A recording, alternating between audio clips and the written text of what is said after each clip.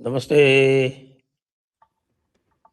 आप सभी का स्वागत है आज के इस कार्यक्रम में और आप सभी से अनुरोध है कि कृपया हमारे चैनल को सब्सक्राइब करें, वीडियो को लाइक करें।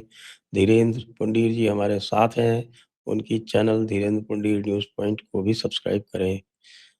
तो स्वागत है धीरेन्द्र जी आपका एक बार पुनः जयपुर डायलॉग्स पर। और अब धीरे-धीरे जो है वो मामला हीट अप हो रहा है और इस समय आरक्षण विरोधी एक आंदोलन चल रहा है जंतर-मंतर पर, जिसमें लगातार लोग जा रहे हैं और उनको डिटेन किया जा रहा है। लेकिन प्रश्न यही पूछ रहे हैं लोग कि साहब कि ये सीजेपी को आपने अपने दामाद की तरह ट्रीट किया, तो इनको फिर आप बार-बार जो है, जो भी जाता है उसको डिटेन कर लेते हैं, उनको बैठने नहीं देते। ये दोहरा मानदंड क्यों है? दस दरअसल सर आपको पहले नमस्कार और तमाम दर्शकों को भी जयपुर डायलॉग को मेरी ओर से बहुत-बहुत अभिवादन है। दरअसल सर एक बड़ी इंटरेस्टिंग चीज़ इस सरकार की हमको समझ में आती है कि सरकार जो है मतलब कांग्रेस में बहुत सारी चीज़ें होती थी हमने देखी, लेकिन इस सरकार ने एक चीज़ को एक नियम बना लिया पिछले कुछ समय से कि आप इसको जो है गाली दो, या जिन रिपोर्टर्स में मैंने देखा जो इसके खिलाफ एंटी खूब बढ़िया लिखे और फर्जी खबरों से लिखे, उसकी वैलिडेशन चाहिए उनको कि भाई हमको राजदीप ने बहुत बढ़िया कहा, राम माधव को लगेगा राजदीप ने बहुत बढ़िया कह दिया तो मैं पत्रकार हूं, वो मतलब मैं नेता हूं। तो ये सब अंग्रेजी के अखबारों को ढूंढते रहते हैं, उनके लोगों को फोन करते रहते हैं बेचारे। इनकी एक वो है, मैं वो बोल रहा हूं क्योंकि आपने कहा इसीलिए मैं बोल रहा हूं। लेकिन आपने एक दूसरी चीज जो की कि आरक्षण विरोधी, दरअसल उनको मालूम है कि ये अभी वोट के तौर पे आंधी नहीं है, वो ये महसूस कर रहे हैं। अगर उनको ये लग जाए हाँ ये उनकी दिक्कत कर सकते हैं, उनको परेशान कर सकते हैं, तो अभी आप देखते हुए नाचते हुए जाने लगेगा। अभी कोई केंद्रीय मंत्री वहां पहुंचेगा और एकदम ऐसे हाथ मिलाएगा उनको, वो हाथ भी नहीं मिलाएंगे तो भी हाथ मिलाएगा अपनी तरफ से, हाथ पकड़ेगा, अरे भाई साहब आप हमारे हैं। तो वो उनकी दिक्कत ये है कि ये तो जो वो आरक्षण, ब्रजेश पाठक तो दिख गए हैं सामने। नहीं वो तो देखिए एक ऐसा है, विजय पाठक को चूंकि लोग जानते नहीं है इसलिए ऐसा है ना, उनको दिखता नहीं है। मैं 570 फोटो रोज खींचते हैं उनके यहाँ, अगर आप जाएंगे 570, आप भी जाएंगे तो एकदम देखते ही आपको कहेंगे कि हमारे बड़े भाई आ गए हैं, और आप तुरंत आपका सम्मान होगा, तुरंत फोटो खींच जाएगा। अच्छा। वो बहुत नहीं, वो बहुत मैच्योर, बहुत पॉलिटिशियंस हैं, बहुत ही बढ़िया। वो जो भी जाते हैं, जो भी पत्रकार उनके साथ, उनके रिश्ते उस तरह के रहते हैं, उनके साथ बहुत बढ़िया है। और आप गए तो आपका भी सम्मान है। और मैं ये बता रहा ना, मैं आपको मजाक नहीं कर रहा हूं, मैं मेरे साथ तो बहुत अच्छे रिश्ते उनके हैं। तो वो जानते हैं जो भी जाता है, कोई छोटे शहर से भी जाता है, तो जो एक कांग्रेस में, यही तो आपको अंतर बताया कि जो एक होता है कि हाँ ठीक है भाई आप मिलने आए हो ना, किसी ने कहा साहब ये मिलने आए मुजफ्फरनगर से पत्रकार हैं, वो उनको जानते हैं या नहीं, वो तुरंत कहेंगे अरे भाई ये हमारे मित्र हैं, बहुत बड़े पत्रकार हैं। वो तुरंत एकदम फोटो डलेगा और खींचेगा, और फोटो दे भी देंगे उसको कि भाई ये ले जाओ आप लगा लेना। तो जो एक कांग्रेस के अंदर की कल्चर थी वो उनके अंदर है कि भाई ठीक है ये आंदोलन कर रहे, सहला लो, आओ आओ, ठीक है भाई चलो तुम्हारी बात सुन ली जाएगी। उन्होंने बातचीत को देखिए, वो सहज, ये एक सहजता मुझे लगता है कांग्रेसी होने के नाते है। वो भाजपा ही नहीं, वरना भाजपा ही तो अहंकार में रहेगा शुरू में। तो भाई आपने 20 तारीख तक कोई बात की थी क्या? 25 जुलाई तक आप ये बताइए, कोई बात की थी? अगर आप पहले से कोई बातचीत इनसे करने की बात करते तब तो आपको लग रहा था ये कौन है साहब। फिर आप दो दो मंत्रियों को भेज रहे हो, हैं दो दो पीएमओ का मंत्री, और वो वहां जा रहा। तो ये कैसे संभव हुआ? ये इसलिए संभव हुआ क्योंकि इस सरकार की पॉलिसी है ये। मैं ये नहीं कह रहा ये गलत है या सही है, ये सरकार जाने और उनके लोग जाने जो वोट करते हैं, लेकिन हाँ पॉलिसी यही है कि अगर वो जंतर मंतर पे कड़ी हुई भीड़ इनके लिए परेशानी क्रिएट कर सकती, या उन पुलिस वालों पे लाठियां ढंग से तोड़ सकती, या उन पे गालियां दे सकती, तो शायद हो सकता है उनको सम्मान होता उनका। क्योंकि कहा है अभी पुलिस कमिश्नर ने कि भाई बड़ी तहजीब से पेश आओ, उसके साथ पेश आओ। इसके बावजूद ऊपर से खींच लिया बेचारे एक अवधूत को, वो बेचारा पीछे पकड़े हुए था, उसकी लंगोटी बच गई, वरना वो भी खींचने के चक्कर में थे। तो दिख रहा था किस तरह से वो कर रहे हैं, साफ दिख रहा था कि उनकी नजर में उनकी संख्या, उनको लग रहा था यार इतने तो रोज आते हैं, इसीलिए। दरअसल ये सीधे तौर पर एक ये बात तो सही है कि एक पार्टी, उस पार्टी ने ये मान लिया कि ये जो जिस की बात ये करने आए हैं, ये उस समुदाय के वोट तोड़ नहीं सकते। बेसिक लाइन ये है, बस इसी का बंधुआ है जवाब वो। है। अगर आप, जी मतलब ये जो समुदाय है ये हमारे बंधुआ हैं, यही जी, मतलब हुआ। वो है, वो है। उनको लगता है देखिए भाई राष्ट्र के नाम पे अगर आप भले ही कुछ भी कहानियां सुनते रहो, बहुत कड़वी बात तो ये है कि उनमें से आपको ये तो बहुत रेयर परेशान मिलेगा, वो अगर आप कहेंगे तो वो तुरंत खुशी खुशी, अगर आप इस सरकार के लिए सबसे ज्यादा आगे बढ़ के लड़ते हुए, चाहे ट्विटर पे देख लीजिए, यूट्यूब पे देख लीजिए, कहीं भी देख लेंगे आप, तो आपको मिलेगा। और उन लोगों ने इसके मिशन को समझा, मैं ये नहीं कह रहा, देखिए ये क्या करेंगे क्या नहीं करेंगे वो आपका दूसरा सवाल हो सकता है, लेकिन मैंने आपको वो स्थिति बताई कि इनके साथ सरकार ने या पुलिस ने जिस तरह का व्यवहार किया जिसकी आप चर्चा कर रहे हैं, उसका कारण सरकार का ये समझना है कि साहब ये जिस वर्ग का प्रतिनिधित्व कर रहे हैं उनकी वोट मेरे से कटेगी नहीं, क्योंकि वो तो मुझे भगवान मानते हैं। वो ये है उनका, तो ये आइडिया उनका है, हो सकता है, ये मैं थोड़ी कह रहा कि नहीं कटेंगी, क्योंकि वो तो उत्तर प्रदेश ने ही दिखा दिया था उनको। भाई जो सबसे बड़ा आपका गैरिसन स्टेट जो कहते हैं ना, गैरिसन स्टेट यूपी बना था, तो वो तो सब उड़ गया आपका 2024 में। कोई बहुत बड़ी चीज थोड़ी, उससे कोई सीख नहीं ली, आप ये कह रहे हैं? उससे सीख भी नहीं ली, लेकिन उसमें क्या है ना कि सब हम लोग क्या करते हैं कि सब वो भी जाते हैं, सब टेक्स्ट भी देखते हैं, टेक्स्ट होता है, सब टेक्स्ट होता है। आपने देखा होगा कि वोटिंग परसेंटेज नहीं है, और जो रहे उसमें वही लोग ज्यादा रहे ये भी समझिए। आप वोटिंग परसेंटेज देखेंगे 24 का, तो उनका कमजोर नहीं है, तो उनको लगता है कि ठीक है यार अभी देख लेंगे क्या है, अभी तो बाबा है ना, बाबा अपने आप संभाल लेगा, बाबा को संभालना है, बाबा को आना है सत्ता में, तो वो देखेगा। यहाँ हमारे क्यों इसको क्या नाम, अपने नड्डा को भेज के टाइम खराब किया, या किसी को, वैसे भी भेजने की बात ही नहीं आ रही। भाई वो तो इस बार्गेनिंग में बेचारे, उनके पास कोई बार्गेनिंग चिप तो है ही नहीं। वो तो सिर्फ बेचारे ये चाह रहे थे, मतलब जो ऐसा लगता है कि जो पुलिस वाली आपने की, मैंने चूंकि मैं ज्यादा उसको नहीं देखा, लेकिन मैं इतना ही जानता हूं कि वो मैंने कुछ वीडियोस देखे जिसमें उसमें पकड़ के उससे बस से गिरा दिया, किसी को ऐसे ही पकड़े जा रहे हैं, उससे पहले वो रंका से मिलने जाते थे, है ना, उनको वो स्टेज पे से हड़काते थे रात दिन, तो भी वो सुनते थे। तो इसका मतलब ये है सरकार ने अपने ऊपर एक ऐसा चमड़ा बना लिया कि जो उसको पीटेगा तो आवाज निकलेगी। अब इन बेचारों के पास नहीं है ड्रम, तो वो नहीं कर पाए। अगली बार हो सकता है ज्यादा भीड़ लेके आए तो वो शायद कुछ सोचेंगे।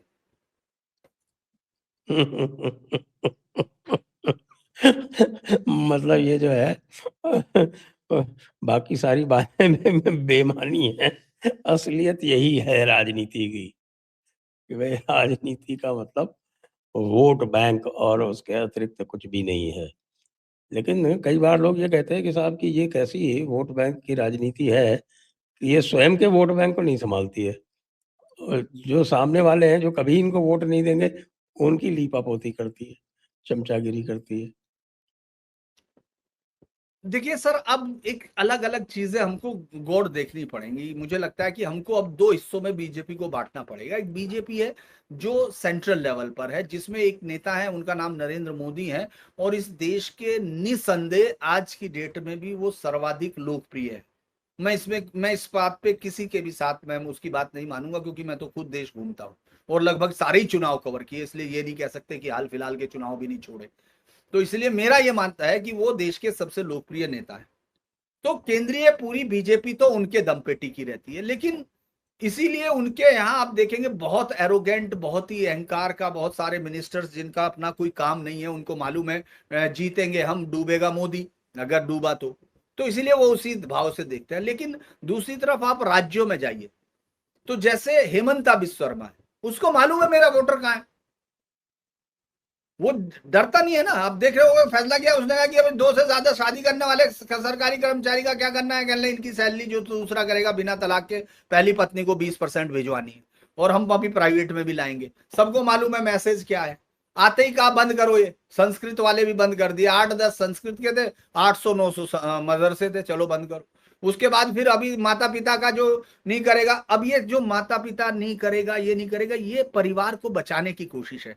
तो ये मूल मूल्य के पास जाता हुआ एक मुख्यमंत्री दिखता है, जिसको मालूम है कि मुझे इंडिजिनस होता है, तो मैं उसको अलग तरीके से देखता हूं। जब मैं शुभेंदु को देखता हूं, जब ये कहते हैं शुभेंदु कि हमको मालूम है 2 करोड़ 92 लाख वोट किसने दिए हैं, इसीलिए जो सड़क पे नाच रहे हैं, जो नाटक कर रहे हैं, जो छाती पीट रहे हैं, हम जानते हैं इनको, हमको वो पहले सारा पैसा जो महिलाओं को 3,000 का है, वो उन्होंने लक्ष्मी वो जो उन्होंने बदला है, उसमें 3,000 उसमें सबको मिल रहा उनको, तो उनको मालूम है मेरा वोटर है। वो कहते हुए हिचक नहीं रहे। भाई उन्होंने एक अखबार को सीधे तौर पे ग्रुप को कह दिया ना कि ये जो नाटक कर रहा है ना, जो लिख रहा है सैफरन होलिगज्म, जिसने लिखा है, किसने लिखा है, एबीपी ने लिखा, उन्हें सीधा बोला मंच से कि ये क्या करना चाह रहा है, ये पेंट कर रहा है। जादवपुर यूनिवर्सिटी जहां वीसी का कत्ल लेफ्टिस्ट ने किया था, राणा वो बोस निकल भागा, अलग बात है कोर्ट में उसकी पैरवी नहीं हुई, वो निकला फिर वहां से निकल के भाग गया, सामने काटा उस वीसी को काटा जो चुनाव कर रहे थे 1970 में, सबको मालूम है ये सब। तो ये कहानियां हैं, तो उसको ये अच्छे से मालूम है कि ये मीडिया के बिके हुए लोग मुझे या मुझे इनसे लेने की जरूरत नहीं। तो ये एक क्लैरिटी है। इधर आप योगी आदित्यनाथ पर आ जाइए। योगी आदित्यनाथ को मालूम है, वो आज भी कह रहे थे कि ये कौन है अजय राय, ये जो है वहां सावन में खा रहा है मीट। वो सोच रहे थे कि निषाद, चूंकि निषाद के नाम के पीछे छुपना चाह रहे थे, ये क्या नाम आपके अजय राय एंड कंपनी, वो जानबूझ के ये सब करते हैं। उनको मालूम है कि भाई निषाद इनका मेन वोटर है, वो कहेगा साहब हम तो मछली क्यों नहीं खाएंगे साहब, हम तो सावन हो या कुछ भी, हम तो रोज खाएंगे। उसने मंच से कह दिया कि ये क्या नाटक है भाई।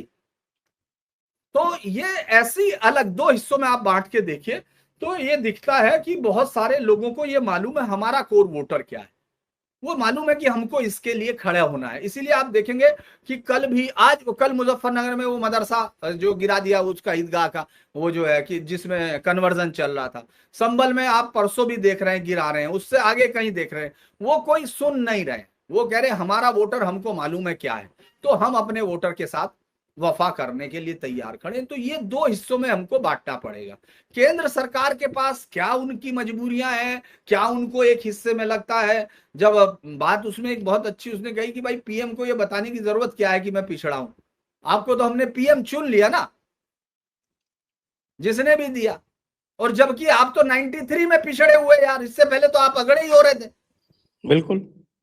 तो मैं यही कह रहा ना कि इसीलिए दरअसल जब भी तो वो स्क्वायर मतलब साफ रखना होता है जब अकाउंट, तो वो ऐसा ही है यार कि आप जो है आप उन्हीं लोगों को आप हर बार वो ये स्ट्रेस देते रहते हैं। लेकिन हाँ ये है कि हमको थोड़ा सा वेटेज पीएम को इसलिए देना पड़ता है कि देखिए उन्होंने मंत्रिमंडल हो, लोकसभा हो, राज्यसभा हो, उन्होंने दिया अपने वोटर को। अब उनके वोटर में आप इसलिए वोटर के अंदर की लड़ाई हो सकती है, भाई वोटर कह रहा कि मुझे कम तरजीह दी जा रही है, अंदर ही अंदर के ग्रुपों में लड़ाई है। लेकिन अगर आप मेजर देखें तो मोदी लार्जर हिंदू इंटरेस्ट पे कहीं आपको ऐसा नहीं, अगर समझौता करते हटते हुए दिख रहे हैं तो रणनीति के तहत दिख रहे हैं। मैं इसलिए कहूंगा, मैं बिल्कुल उनको एकदम ये नहीं कहूंगा कि भाई गुस्से में जो सब लोग कह रहे हैं, ऐसा नहीं है। आप ये देखिए कश्मीर में टीकालाल टपलू, गंजू, सरला भट्ट, इन सबके केस रीओपन हो रहे हैं।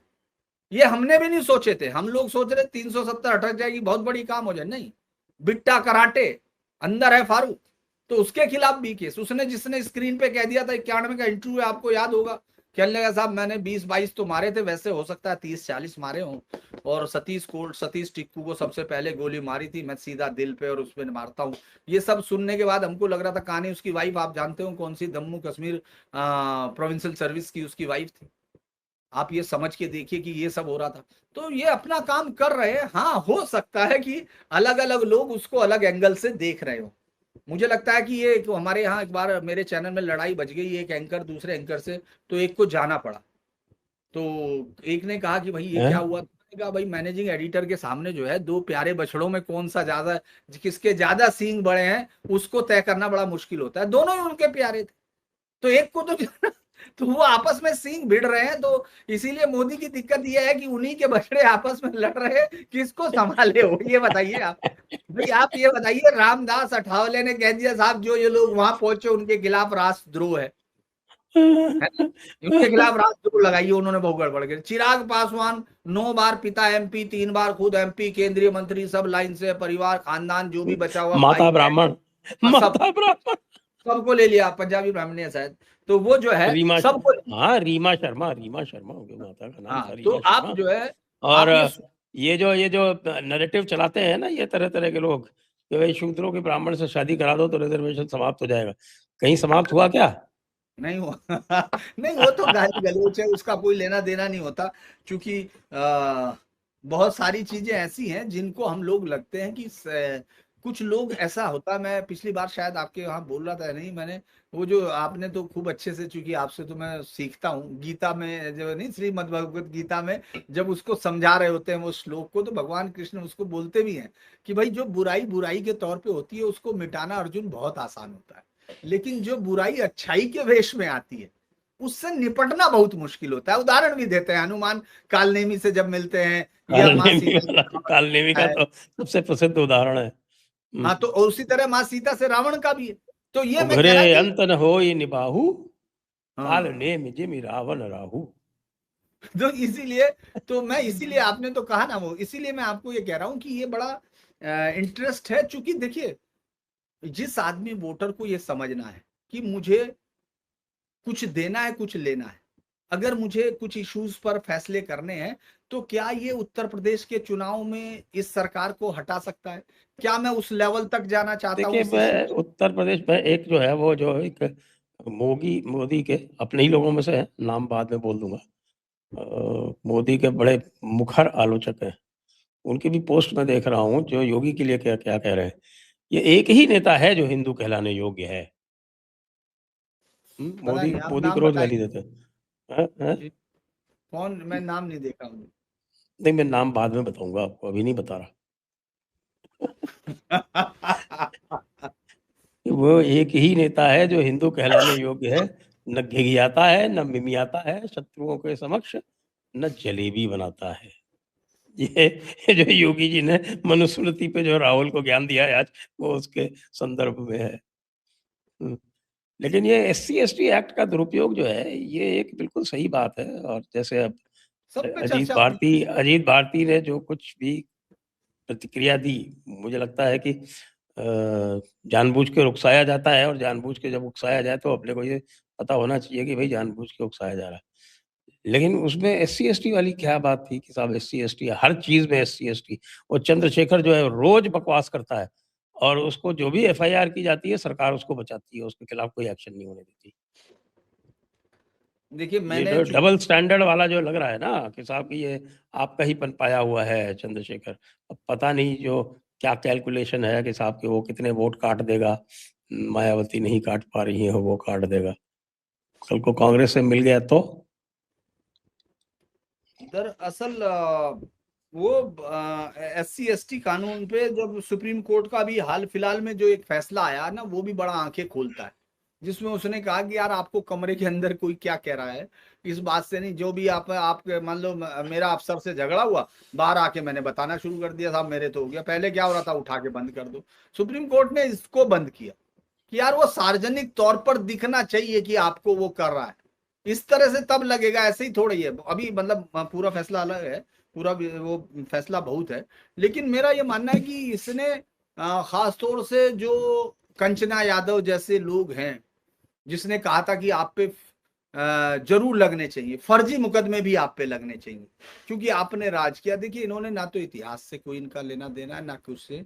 ये एक प्रेशर ग्रुप क्रिएट किए गए 1931 के, या हम लोग पूना पैक्ट की बात करें 33 की, उसके बाद से ये एक प्रेशर क्रिएट रहा, हमेशा रहा। कोई ऐसा नहीं कि हिस्टोरिकली हम लोग इसको देखें, और ये इसको अधिकार मान के चल, कहने साहब वो अधिकार है ये हमारा, हमको किसी ने दिया नहीं है, हमको उससे कॉन्स्टिट्यूशन ने, अरे कॉन्स्टिट्यूशन ने अधिकार में 10 साल का वो लगाया था।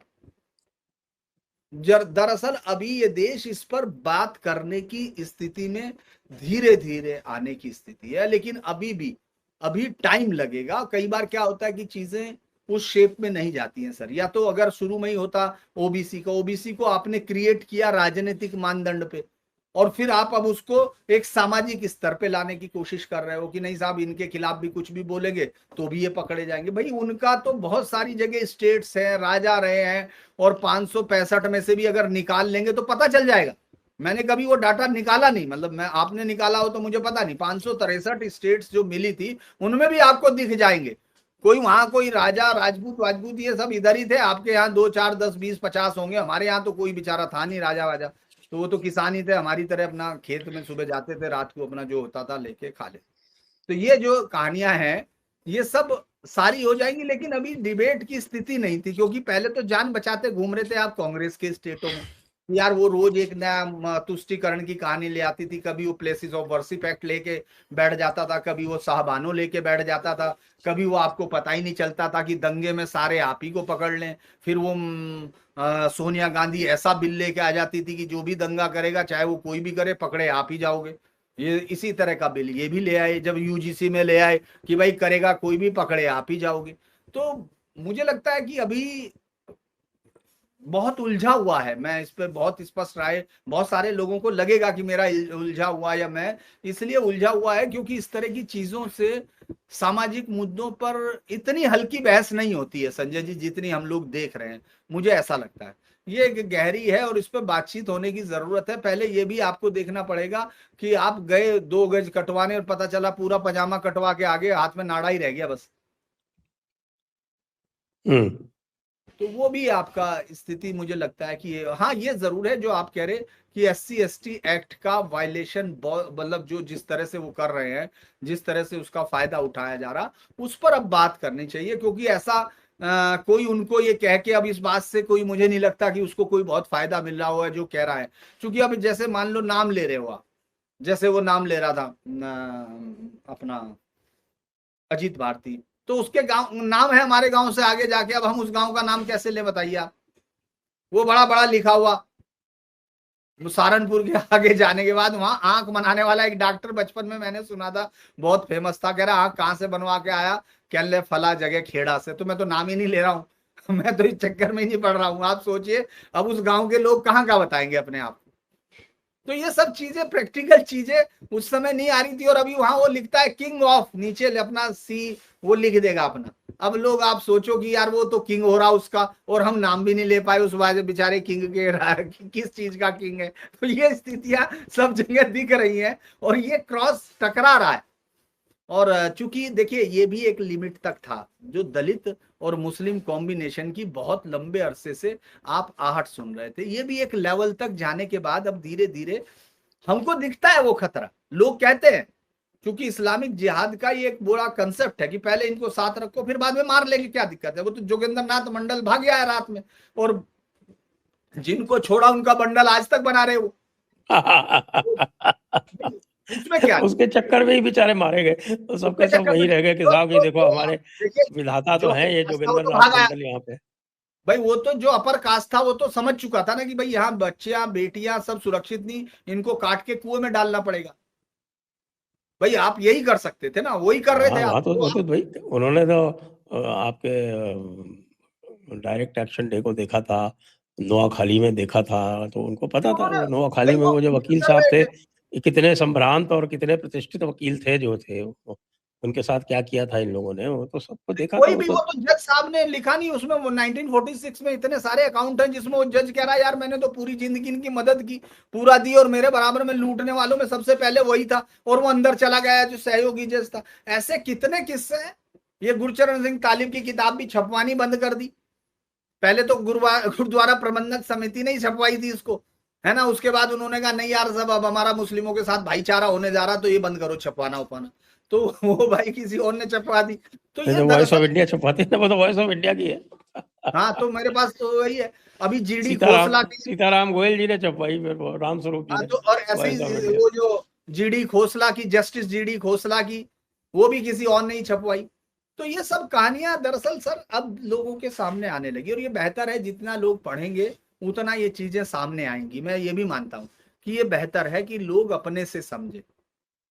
क्योंकि अभी किसी ने बहुत अच्छा इंटरेस्टिंग वो बना के कल दिया था कि साहब ठीक है यहाँ तो ठीक है, जो याद है वो इंग्लैंड की जो रक्षा मंत्री थी, वो जो मतलब इंटीरियर होम मिनिस्टर थी, जो बहुत ही नाराज रहती थी अक्सर उससे, हमारे जो भारतीय मूल का पहला वो बना था PM वहां का, उससे नाराज रहती थी, ऋषि सुनक से।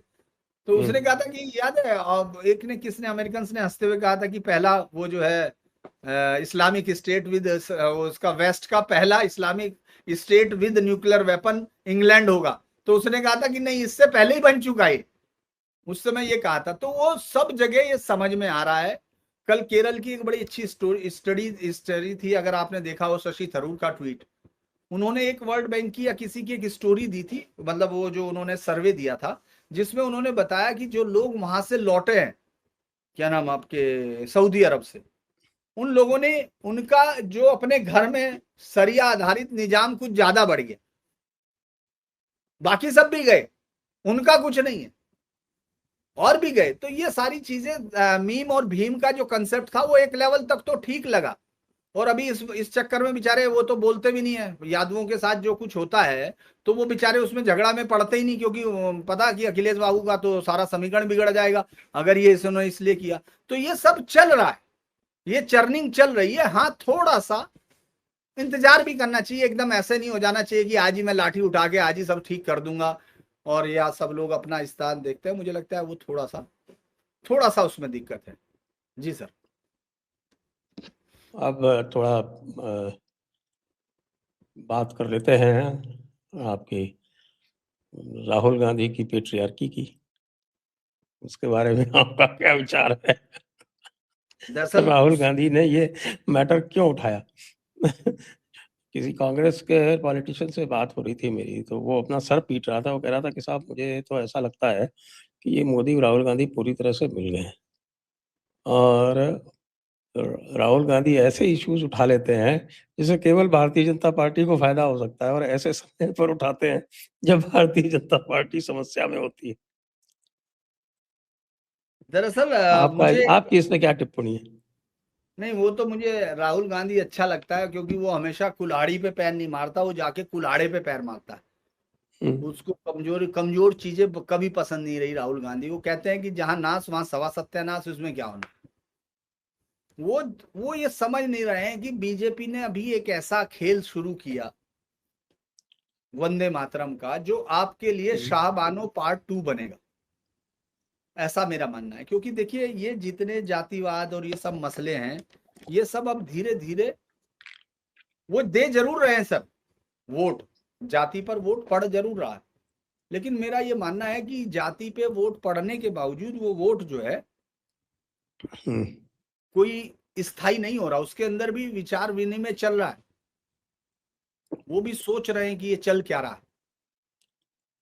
और मुझे लगता है कि वो वंदे मातरम जैसी चीजें लोगों को आज नहीं तो कल आपको उसमें लाती हैं। दूसरा, आप मनुस्मृति की बात कर रहे हो और आपने पूरी की पूरी अपने प्रोग्राम की संरचना ऐसे रखी कि आपको खुद मंच पे ही काट दो आप। वो कहानी सुना रहा है कि ये महिला इसकी होगी, पुरुष इसके फला की होगी, ये भाई की होगी, फिर इसके पिताजी की होगी, फिर इसके चाचा की होगी, ये सब कहानी वो बता रहा है। और ये उसके सामने एक लड़की जो जींस में और टी शर्ट पहने हुए या शर्ट पहने हुए कह रही साहब हमको बाहर रोकते हैं स्कार्फ डालने के लिए। झूठ को मतलब वो हिंदू सिस्टम को बदनाम करने के लिए जो कर सकते हैं वो तो कुछ भी।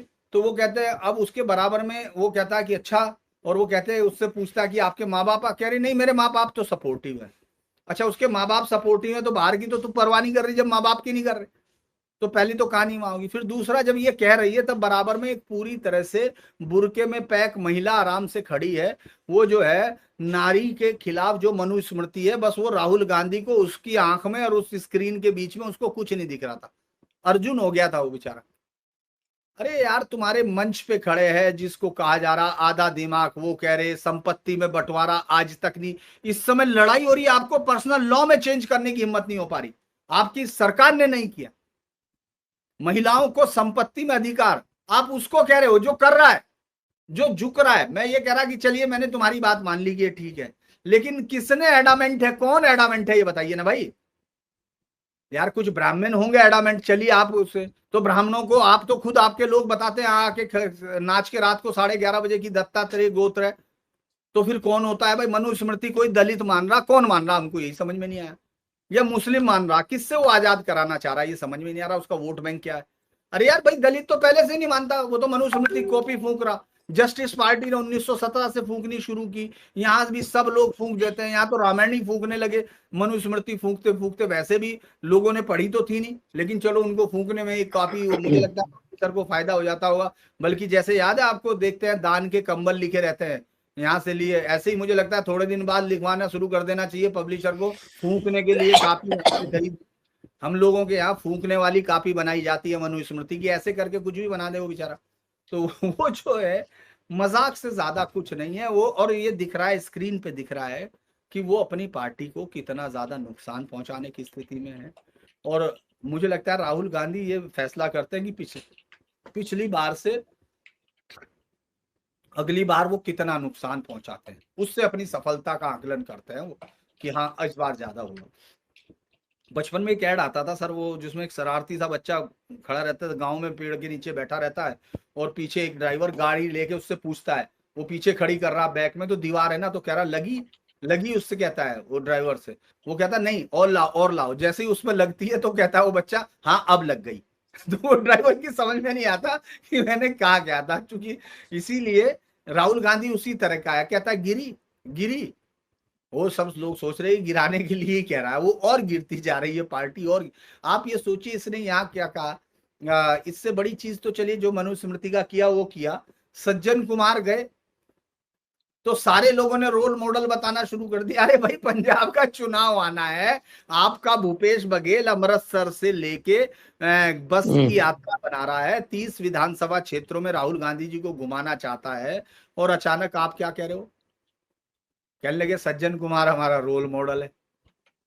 और उसके बाद जो चन्नी ने ऐलान कर दिया कि ये तो पाप है, उसकी बात करना भी पाप है, ये घोर पाप है, फिर आके वो माफी मांग रहा है। तो आप ये देखिए चुनाव सर महाराष्ट्र में तो है नहीं, तो आप वहां मनुस्मृति जला लो, विल्सन जोन्स जला लो, जिसको भी गाली देना उसको दे लो, चुनाव तो यार आपका पंजाब में है भाई, चुनाव तो आपका यूपी में है भाई। तो ये सारी चीजें मुझे लगता है वो ऑफ द टारगेट रहते हैं, और हमेशा मतलब लड़ाई इधर हो रही है तो वो उधर तीर बना के खड़े हो जाते हैं। इसी तरह से उन्होंने पुणे में किया, मुझे तो इसमें बहुत ज्यादा कुछ आपने योगी जी का उत्तर सुना? योगी जी ने बिल्कुल सही कह रहे थे, वो आज ही दिया योगी जी ने एक, आज उन्होंने जब अजय राय के बारे में बताया उसी समय वो उनके लिए भी कह रहे थे, लेकिन मुझे लगता है कि एक मिनट सर, हाँ तो राहुल गांधी को आप, मुझे लगता है योगी जी क्या कह रहे हैं उससे बड़ी चीज तो राहुल गांधी के लिए है कि वो अपनी पार्टी के लिए क्या सोच रहा है। मनुस्मृति के विरोध से वोट कौन से, सिर्फ एक वोट वो चाहता है सर। देखिए अगर अगर मैं इसको एनालिटिकल करूं दूसरे क्या करें, क्योंकि मैं तो मेरी योजना बनाऊंगा, दूसरा तो मेरे लिए कहेगा, ये समझिए आप, वो मुस्लिम उसको कहता है, सबसे पहले क्या कह रहे हैं कि मुस्लिम वोट मुझे चाहिए। मुस्लिम वोट किसके पास है, बीजेपी के पास तो है नहीं सर। भाई मेरे पास, आप मेरे से वही चीज ले सकते हो ना जो मेरे पास हो। आप जब मनुस्मृति को गाली दे रहे हो या किसी को भी दे रहे हो, अगर आपको लग रहा कि मुझे दलित वोट चाहिए, तो दलित वोट आपको कौन देगा, समाजवादी बसपा देगी सर। और अगर आपको मुस्लिम वोट चाहिए वो कौन देगा, वो तो समाजवादी आरजेडी और ये देंगी साहब। तो आप वोट किससे लेना चाह रहे हो ये बताइए ना पहले तो। ये मैं इसलिए कह रहा हूं, मुझे उसकी सारी स्ट्रेटजी ऐसी लग रही है, गूंज गूंज में आप गए छात्रों से, वो छात्राओं से बात करने गए आपकी, भाई आपको समस्या क्या है, पेपर लीक हो रहे, आप वहां कह रहे हो कि ये पैट्रियार्की पे आ गए। नहीं, वो पेट्रियार्की में भी जो लड़की बोल रही थी वो बड़े मजे की बात थी, वो कह रही थी साहब मुझको स्कार्फ पहनने को बोलते हैं, और हाँ वही बगल तो में वो हिजाबन खड़ी थी। मैं यही तो आपको कह रहा हूँ कि वो जो बोल रही है, कह रही मेरे माँ बाप तो मुझे मेरे साथ सपोर्टिव, ये जितनी बच्चियां ये सब है वो सबके माँ बाप सपोर्टिव हैं, बस वो दूसरों के माँ बाप को चोर साबित करने में लगे रहते हैं। अरे भाई तुमको अगर तुम्हारा कोई विरोध करता तो तुम्हारे माँ बाप का विरोध मायने रखता ना भाई। वो बराबर में आई हुई पूरा अपना वो बता रही है कि साहब पढ़ने नहीं दे रहे, वो सीधा नहीं बता रही कि हमारे यहाँ पढ़ने नहीं दे रहे। ये पूरी दुनिया में वर्कफोर्स जो है, ह्यूमन वर्कफोर्स 49% वर्किंग पे है, मुस्लिम में 32% है, वो 32 कह रहा 26 और 12 है अलग अलग जगह पर। किसको समझा रहे यार, उसको यही पता नहीं। मैं यही तो कह रहा कि लड़ाई इधर हो रही है, टारगेट उधर कर रहा। लेकिन यहाँ तो भाई जब ये बात चली और ये आपका ये रिजर्वेशन सुधार आंदोलन आरंभ हुआ, आरक्षण सुधार आंदोलन आरंभ हुआ, तो हमारे अखिलेश जी तो तुरंत जो वो पी था वो पंडित वाला उन्होंने छोड़ दिया। पहले तो वो पंडितों की बात कर रहे थे, तो अब तुरंत पिछड़े पे आ गए। तो उनका पी जो है वो सीजन के साथ बदलता रहता है। दरअसल उनका पी जो है वो गिरगिटों से लाया हुआ है। कई बार क्या होता है कि कई बार क्या होता है ना, आप कहीं कहीं से लेके आते हैं चीज, तो उन्होंने जो नहीं कहते हैं कि कहीं की ईंट कहीं का रोड़ा, भानुमति ने कुनबा जोड़ा, तो उन्होंने जब वो कुनबा जोड़ा तो ये पी मुझे लग रहा है जल्दबाजी में किसी गिरगिट वाला उठा लाए। तो वो अपने स्वभाव अनुसार रंग बदलता रहता है, कभी वो पंडित हो जाता है, कभी वो पीड़ित हो जाता है, कभी वो पिछड़ा हो जाता है, और कहना योगी जी का वो पाकिस्तान भी हो जाएगा एक दिन देखिएगा आप। तो वो जो है मतलब इसको पॉलिटिकल प्रेगमेटिज्म का नाम दे रहा उनका जो आदमी उनको सिखा रहा है, उनको बता रहा है कि ये बहुत ही ज्यादा आप जो कर रहे हैं इस समय, युवा यही चाहता है, युवा रोज बदलता है। अबे वो रोज कपड़े बदलता है भाई, विचार नहीं बदलता। लेकिन अब नहीं मान रहे तो आप क्या कर सकते हैं सर, वो तो है उनका आइडिया है। क्योंकि देखिए अखिलेश यादव को 2024 के चुनाव का सर अभी वो उतरा नहीं है उनके दिमाग से है जो, और खतरा सामने दिख रहा। 224 सीटें उनको दिख रही थी, 227 सीटों पे उन्होंने बढ़त हासिल की थी, अगर हम लोकसभा लोकसभा के देखे तो हाँ। Segment wise. अभी क्या हुआ, उस समय उनके साथ कौन था, उनके साथ वो भी था उस समय, जयंत मतलब चौधरी थे, जयंत चौधरी थे। 2022 में, 24 में नहीं, 2022 में क्या 2024 में भी साथ में थे? नहीं नहीं 24 में तो अपने 2024 में तो इधर आ गए थे, सॉरी सॉरी हाँ सॉरी। बीजेपी से लड़े, तो इसीलिए मैं ये कह रहा हूँ कि वो हैंगओवर उनका उतर नहीं रहा अभी। उनको लग रहा है कि अभी भी ये सारे लोग जो है उनके साथ नहीं खड़े। तो उन्होंने तो जयंत चौधरी को चवन्ना भी बोल दिया ना, क्या हाँ तो मैं चवन्नी वाला इसीलिए तो कह रहा चवन्नी ना, छाप।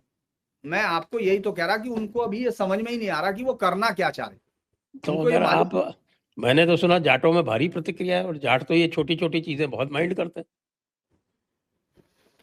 अब हम इसको दो तरह से ले सकते हैं। एक तो ये कि अगर आज ही वो चले जाएंगे उनकी तरफ, अखिलेश यादव की तरफ, तो जाट तुरंत कहेगा भाई ये तो भाई को कहा गया था, उसमें चौधरी उनका वोटर तुरंत कह देगा जयंत जी का, कहने लगा नहीं नहीं भाई ये तो हमारे आपस के भाई हैं, दोस्त हैं, ये तो कोई भी कुछ कह सकता है। और अगर वो बीजेपी में ही रहे तो वो फिर कहेगा कि साहब ये तो दिक्कत है साहब, इन्होंने तो हमारे साथ किया। क्योंकि मैं इसलिए कह रहा, मैं आपको मजाक में ही कह रहा था, लेकिन इसको कोई अन्यथा ना ले। मैं 2022 का चुनाव कर रहा था पीन्ना में कवर, तो वहां मैं खड़ा था, तो इंटरव्यू ले रहा, लाइव चल रहा था सर इंटरव्यू। और मैंने, पीन्ना बहुत बड़ा गांव है, चौधरीयों का बड़ा गांव है, और चौधरी साहब का बड़ा लाइक करने वाला गांव। तो मैंने इंटरव्यू लेना शुरू किया, तो उस समय तो साहब मुजफ्फरनगर में ही है। हाँ मुजफ्फरनगर में बाहर निकलते ही है। तो बड़ा बड़ा घर है, हर घर में गाड़ी बाहर खड़ी दिखेगी और ट्रैक्टर अंदर दिखेगा, हमेशा दिखेगा। तो वो जो है हमने उनसे पूछना शुरू किया लाइव में कि साहब चौधरी साहब क्या चल रहा, कहने भाई नाश कर दिया बाबा ने, कतई खत्म कर दिया पूरा प्रदेश, ना कुछ बच रहा ना कुछ हो रहा। 5-4 मिनट हो गए, फिर मैं घूम के उन्हीं के पास आया, मैंने उनसे आके कहा, मैंने कहा लेकिन एक बात बताओ, अगर ये अभी तो इनकी बातचीत चल रही थी योगी जी से, इनकी जयंत चौधरी की, अगर ये उनके साथ खड़े होते, कहने फिर क्या था, फिर तो बाबा से बड़ा काम ही नहीं कोई कर सकता, उससे बढ़िया मुख्यमंत्री है कोई। तो इसीलिए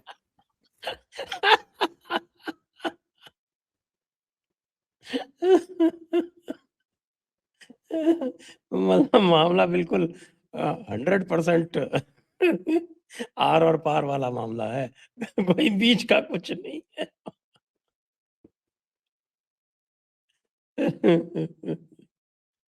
ये तो गजब का मामला है भाई। तो उत्तर प्रदेश के चुनाव पर आप इन सब घटनाओं का कोई विशेष प्रभाव नहीं देख रहे हैं, ऐसा लग रहा है आपकी बात सुन के मुझे। मुझे ऐसा लगता नहीं सर कि ऐसा कुछ होगा। उत्तर प्रदेश का चुनाव बहुत लास्ट में ही डिसाइड होगा, लास्ट में देखा जाएगा सर, उसी को देखेंगे।